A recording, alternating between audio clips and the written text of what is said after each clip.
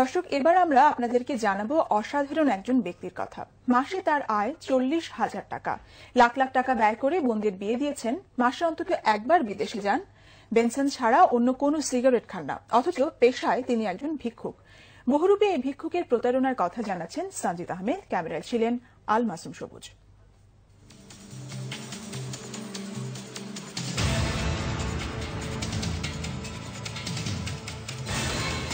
রাজধানীর রাজপথে কখনো তাকে দেখা যায় বিকলাঙ্গের মতো হাঁটুতে ভর দিয়ে হামাগুড়ি খেতে, কখনো দেখা যায় ঘাড়ের উপর একটি পা তুলে দিয়ে পথচারীদের কাছে পৌঁছাতে।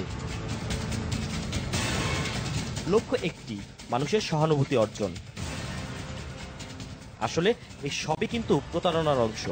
এর কোনোটিই তার প্রকৃত চেহারা নয়। কেন এই পথ বেছে নিলেন রাজু নামের এই ছেলেটি? কিভাবে অর্জন করলেন মানুষ ঠকানোর এই দক্ষতা? অনেক চেষ্টার পর তার মুখ দিয়ে বের করা গেল সেই কথা। এই যে ভিক্ষার বিভিন্ন কৌশল আপনি এগুলো শিখলেন কোত্থেকে? এটা নিজে একটু বাইরের থেকে শিখাইছি। বাইরে থেকে শিখেছেন? কিভাবে, কোন জায়গা? এই ধরেন মাদ্রাজ গেছিলাম, এই জায়গার থেকে শিখাইছি। শিখে আয়া ভাই বাংলাদেশে 5 বোন বিয়ে দিলাম এই ভিক্ষা করে। হ্যাঁ, ইন্ডিয়ায় ধরেন প্রতি মাসে 3 বার যাওয়া যায়। ইন্ডিয়াতে রাস্তাতে, দিল্লিতে, হাওড়া স্টেশনে, সব জায়গায় ভিক্ষা করি। বিদেশের মাটিতে কেবল ভিক্ষাই নয়, প্রতারণার জাল বিস্তার করে ভারত থেকেও সে আদায় করে আনে প্রতিবন্ধী ভাতা। সে টাকা আনতে প্রতি 3 মাসে অন্তত একবার যান তিনি ভারতে। এই ধরেন বাইরে যাই, ভাতা মোতা আনি।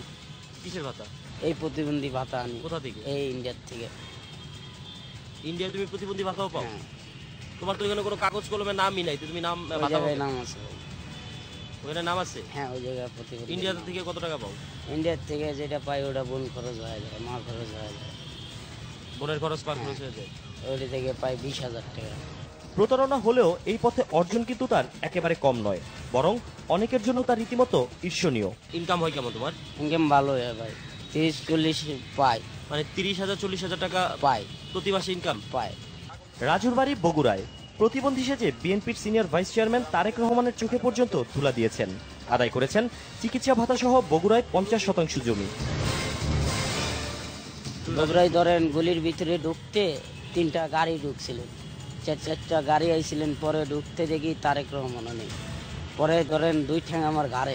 পরে আমি ওনার পা চেকটে ধরছিলাম। পরে আমাকে ঝটকা মারে। পরে দেখি কোনো ঠ্যাং ছুটাইতে পারেনি। পরে দেখি ঠ্যাঙ্গের লগে ঝুলে আছি। পরে উনি আমাকে চিকিৎসায় পাঠায়।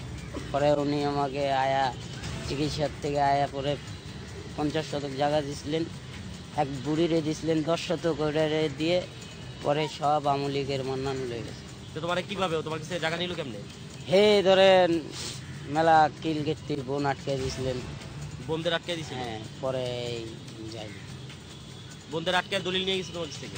না না। তাহলে কিভাবে? সে বলছিল, হুমকি দিছিলেন। এই হুমকিতে পরে আমি দিয়ে দিচ্ছি। কি কি কৌশলে চলে ভিক্ষাবৃত্তি? কত ভাবে ভাঙতে পারেন নিজের শরীরকে? জানতে চাইলে স্বমহিমায় নিজেকে মেলে ধরেন রাজু।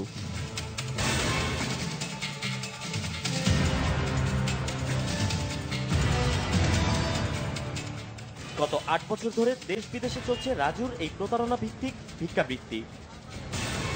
তার মতে এরকম আরো অনেক ভিক্ষুক বেশি প্রতারক রয়েছে দেশ জুড়ে।